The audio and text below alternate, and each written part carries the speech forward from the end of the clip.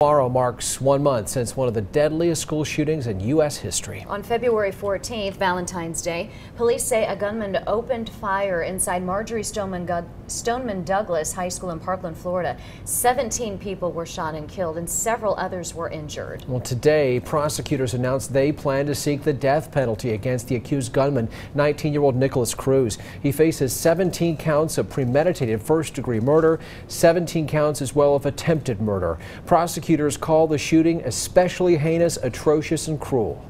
Court documents say Cruz confessed to the shooting shortly after his arrest. A public defender said last month the 19-year-old was willing to plead guilty in exchange for his life.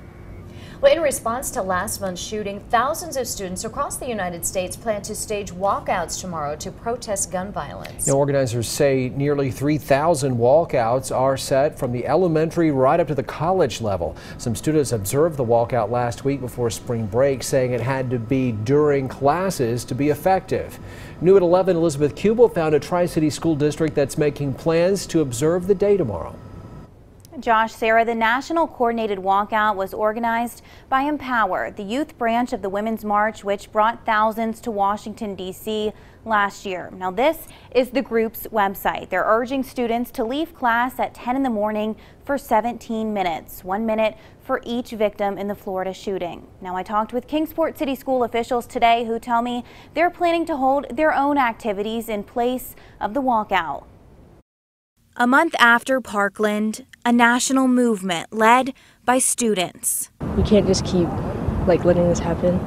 This change needs to happen, now. We are students, we are beacons, we are change. In Kingsport, a small group of Dobbins-Bennett High School students walked out of class in the days right after the Parkland shooting. I'm scared to come to school every day because you never ever know what's going to happen. You never know what someone's thinking. In the weeks since, Kingsport school leaders say they've listened. We wanted to really look at how we could put together a proactive plan for our schools, working with our students. Assistant Superintendent Andy True says that led to Wednesday not just being about a national walkout.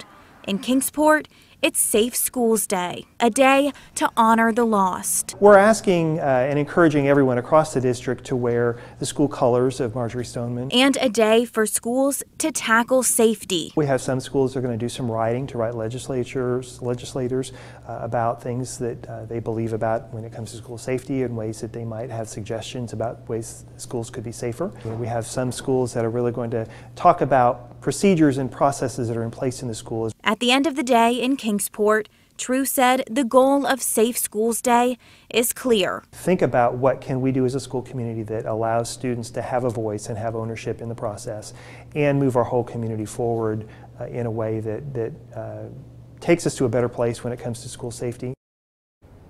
Now, tomorrow is part of a bigger initiative on school safety in Kingsport.